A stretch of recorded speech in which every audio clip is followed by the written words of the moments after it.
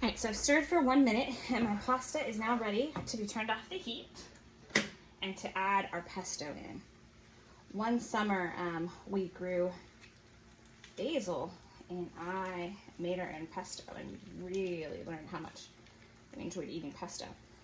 Never really had it before I made it. All right, so we're gonna stir in the pesto, and you want to stir it in until your pasta is coated pretty well. I love the smell. You know, I was thinking this actually could be a St. Patrick's Day meal due to the green.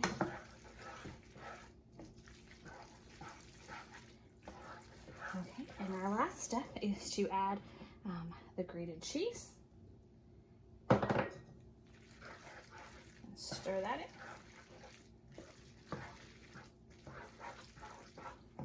Voila!